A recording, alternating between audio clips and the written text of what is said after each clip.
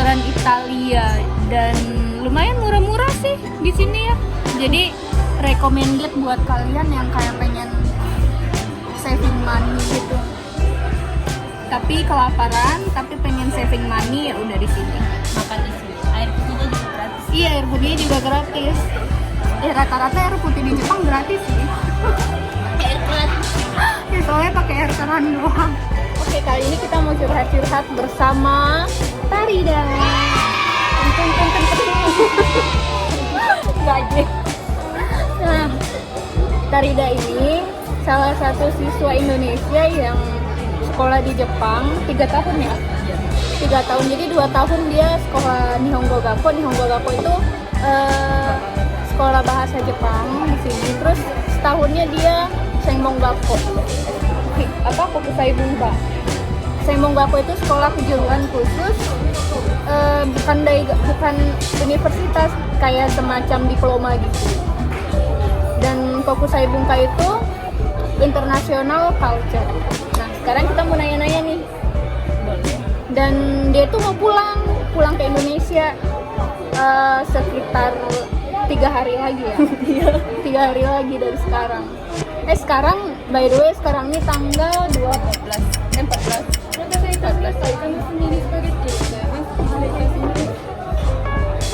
Arigatozaimasu. Sumimasen.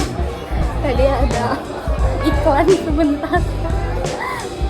Sekarang tanggal 14, jadi dia pulang tanggal 18 Agustus 2020. Jadi gimana Tarida, mau pulang ke Indonesia, tapi situasi lagi seperti ini. Kalau ditanya mah itu kacau, antara pengen tes PCR di Jepang yang harganya kalau dirupiahin berapa ya? 35.000. 4 jutaan. Tes PCR di Jepang 4 jutaan, atau nginep di Wisma atau nginep di hotel dengan harga yang belum jelas. Gila tuh. Kalau cuman tes PCR doang itu 4 juta dan belum tentu juga hasilnya ini ya bisa dipakai di Indonesia juga ya. Mau bisa dipakai. Tapi bahasa Inggris gitu. Tapi nanti kalau misalnya pas ke itu kan sampai Soekarno Hatta. Nanti pas nyampe ke ininya apa namanya Bandara Minangkabau. Iya, Bandara Minangkabau itu masih dipakai juga sih. Sampai rumah. Oke. Terus yang bikin kamu galaunya kenapa? Ya, galaunya udah telat kalau mau tes PCR di sini udah telat. Jadi salah satunya ya harus nginep di hotel atau di Wisma. Tapi kalau di Wisma bahaya banget kata teman-teman aku, banyak yang termasuk kamarnya itu banyak yang positif gitu. Jadi bahaya. Jadi Wisma Atlet itu setiap kedatangan luar negeri datang ke Indonesia itu wajib banget untuk di karantina di Wisma Atlet. Nah itu tepatnya di Jakarta, nggak tahu sebelah mana. Nah itu benar-benar semua orang kan tumplek jadi satu di situ kan, dan itu katanya nggak bisa deh, aku takut nggak valid. Ya pokoknya begitulah gitu. Jadi katanya kalau bisa sih pesan hotel.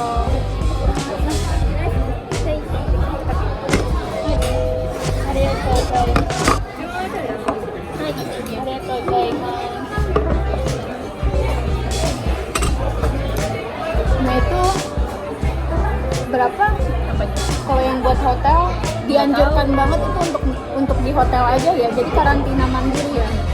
Di hotel itu kita biaya sendiri, biaya PCR-nya sendiri, biaya hotel sendiri. Kalau kata teman aku biaya PCR-nya kalau di hotel sendiri itu 1.800.000. Itu udah semuanya apa cuma PCR doang? PCR doang 1.800.000, belum termasuk hotel. Dan hotelnya yang recommended itu yang paling murah? Nggak tahu. Belum tahu. Jadi sampai di Indonesia baru banget. Oke. Lumayan sih. Lumayan menguras kantong. Iya, lumayan menguras kantong, soalnya di kondisi kayak gini juga harga tiket pesawat itu melonjak. Kamu dapat berapa? 6.300. 7 juta. 7 jutaan. 7 juta untuk sekali pergi. Biasanya itu 7 juta PP. Iya. Iya kan ya sih? Dan kalau misalnya 7 juta pergi itu biasanya pas bulan Maret, pas lagi sakura. Aku nggak pernah. Gila ya. Jadi buat teman-teman yang mau pulang, Siap, ininya siap. dibanyakin. Oh iya, jangan lupa bawa ini juga ya kata kamu ya, kayak spray. Iya kalau itu kalau mau Iya. di Wisma Atlet, kata teman-teman aku yang udah duluan pulang, itu mending pakai alat-alat kita sendiri kayak spray, bantal, tempat makan, Iya mending bawa sendiri tempat karena minum. takut Iya. ketularan dari orang lain. Kalau bisa bawa makanan juga yang banyak. Terus pokoknya udah persiapan lah segala macam, obat-obatan apa segala macam, baju-baju bersih. Teman-teman aku juga banyak yang bilang hati-hati, apa sih namanya sih Kak? Hati-hati orang yang nawar-nawarin kamu bisa langsung pulang loh dengan bayar Oh, harga calo. segini. Iya calo. Hati-hati dengan calo. Aku belum pulang sih tapi Belum pulang tapi lagi lumayan banyak tahu. soalnya kan persiapan. Ya udah, jadi kita mau makan dulu, nanti dilanjut lagi ya. Bye, nanti lagi kita lanjut ya. Gimana Farida perjalanannya dari Jepang, dari Indonesia terus ke Jepang, terus selama kamu di sini?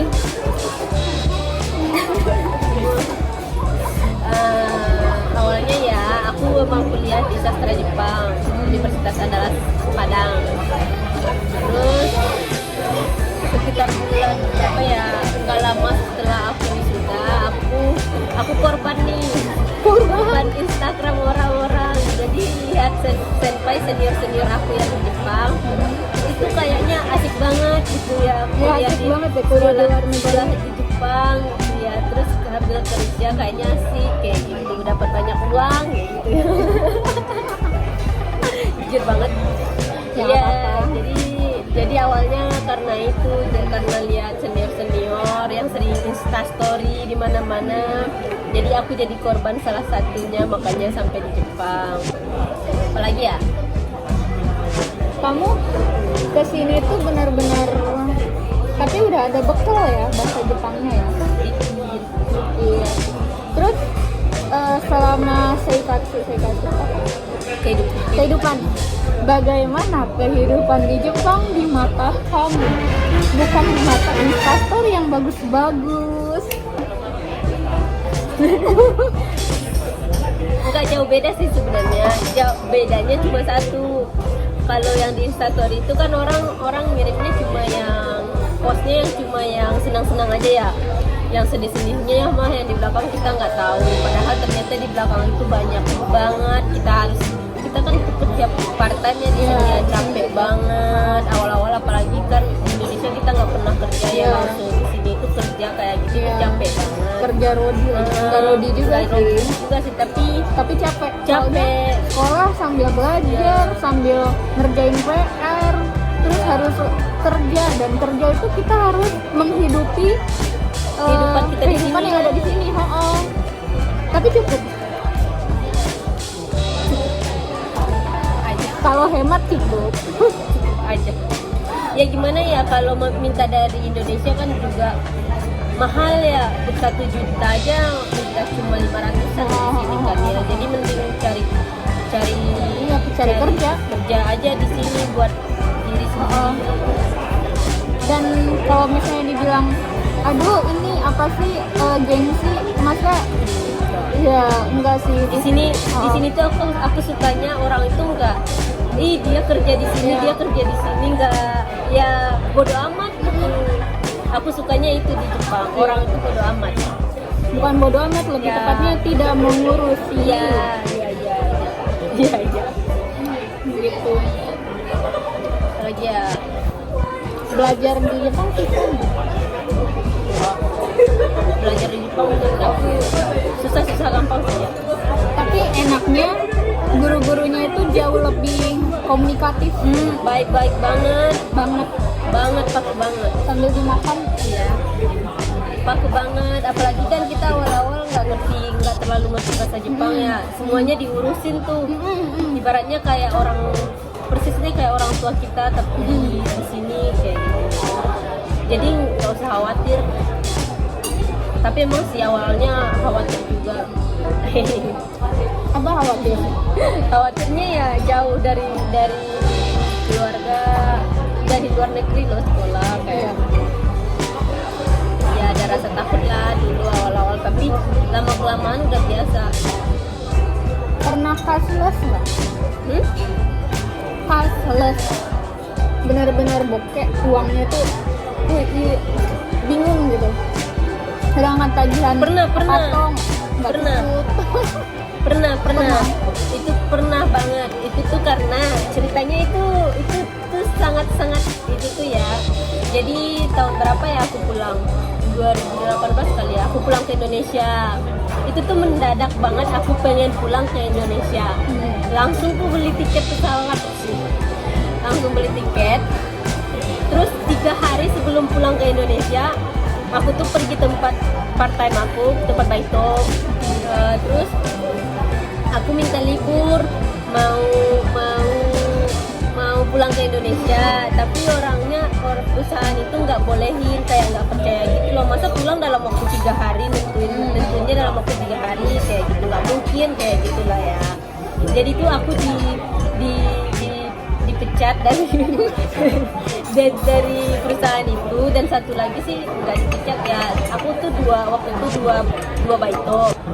Itu tuh satu dipecat, terus dia itu lapor ke sekolah sampai sekolah marah-marah.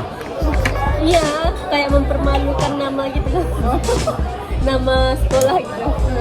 Ya, terus aku pulang kan. Habis pulang itu karena baitonya cuma satu, harus bayar gak sekolah, harus bayar kehidupan aku lah di sini gitu kan. Terus waktu itu juga hampir mendekati mau masuk senmong, apa sih senmong? Senmong apa diploma. Ya mau masuk sekolah diploma, ya sekolah kejuruan itu. Jadi itu butuh banyak duit gitu.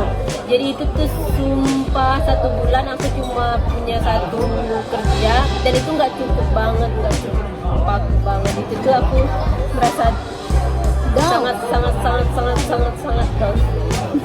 Tapi mau minta sama orang tua juga nggak akan bisa. Bukan nggak bisa, nggak tega. Iya, itu saya tuh nggak tega. Masa kita masih minta sih gitu, padahal kita bisa kerja di sini kayak gitu. Dan nggak pengen bikin orang tua khawatir juga sih. Benar kan? Jadi menurut aku orang-orang yang udah ke Jepang itu cukup kuat sih kalau mereka nggak minta uang sama keluarga. Dan mentalnya, karena di sini mentalnya ditempa banget. Paku banget. Iya, banget. Mulai dari sekolahnya yang juga ditempa juga ya. Kita PR tiap hari. Dulu kan apalagi pas zaman ya, nyongkok aku itu PR tiap hari. Terus tes itu tiap hari, hampir tiap minggu ya. Tes ujian-ujian gitu, hampir tiap minggu. Dan kayak misalnya lagi belajar nih ya, terus teman kita tuh, teman satu sekelas kita itu kan ada levelnya masing-masing ya. Dan itu tuh kayak dikasih lihat gitu, misalnya aku Via nomor berapa, terus Tarida nomor 1. Otomatis kan kita juga jadi down, malu. Jadi kayak pengen, aku pengen juga, harus pengen gitu. Tapi bagus sih. Iya. Tes setiap hari itu bagus sih sebenarnya. Jadi kita terpaksa belajar. Apalagi kayak aku yang malas belajar, jadi terpaksa belajar. Apalagi terus belajar. Hal yang menyenangkan di Jepang apa? Banyak hal yang menyenangkan di Jepang. 4 musim. Satu. Aku tuh paling senang lihat salju. Itu tuh aku di dalam mimpi aku tuh nggak pernah terlintas buat lihat salju gitu. Tiba-tiba Salju beneran ya? Iya, Jepang lihat salju. Waktu itu di mana? Shirakawa gitu. Tempat paling cantik dan itu salju. World Heritage-nya Jepang. Iya. Jadi teman-teman harus kesini. Iya. Kalau yang bagi di Jepang yang belum ke sana, ayo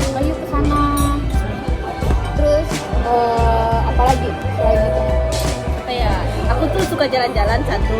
Sejak di Jepang udah banyak tempat deh yang aku kunjungin. Terus yang kedua banyak teman. Oh iya, teman Banyak dari teman berbagai negara dari itu kita berbagai bakalan negara. ada. Iya.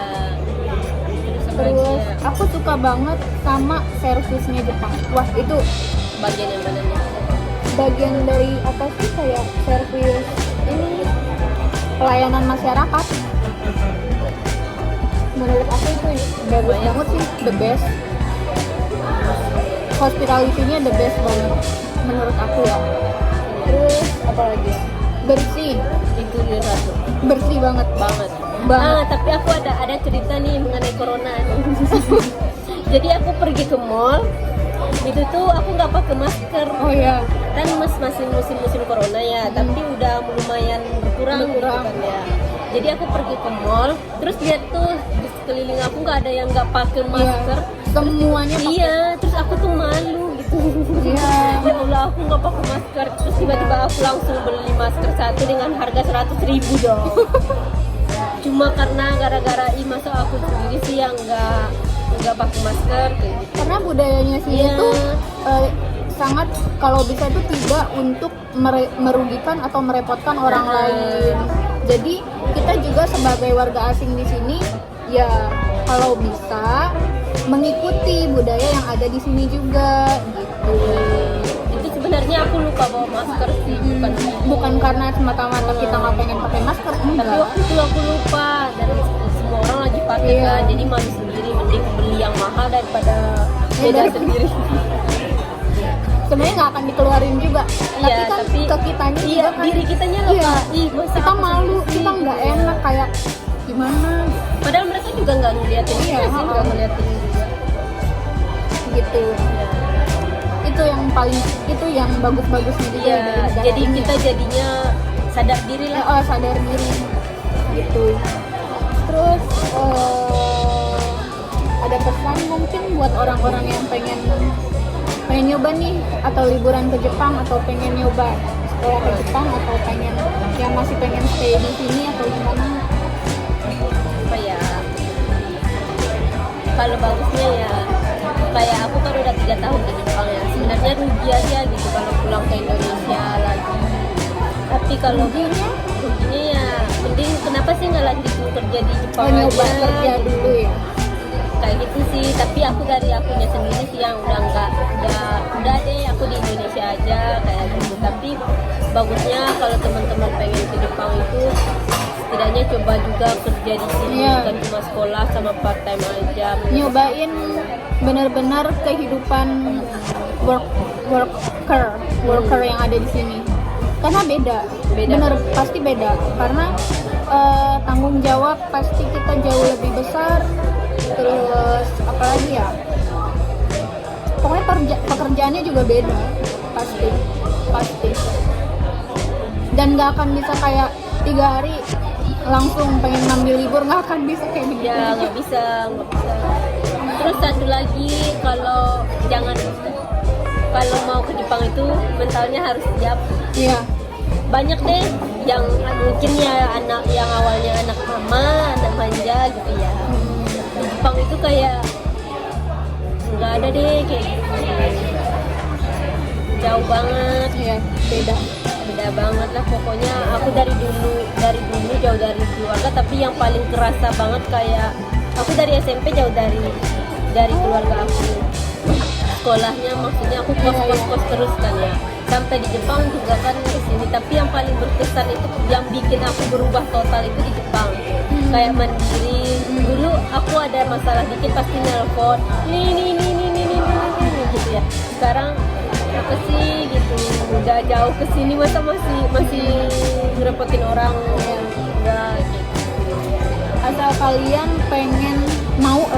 mau untuk mengikuti alurnya yang ada di sini, pasti strong nanti jadinya. Benar, ya nggak? Ya udah segitu aja. Ditunggu Kavia loh di Jepang. Aku yang mau liburan ke sini juga nggak apa-apa, beneran. Di sini tempatnya asik-asik banget. iya. Cuma apa ya yang mahal di sini? ongkosnya. Ongkos. Mahal di ongkos. Iya. Tapi oke sih. Literally Oke. Aku aja masih pengen balik ke Jepang kalau bisa. amin. Nah,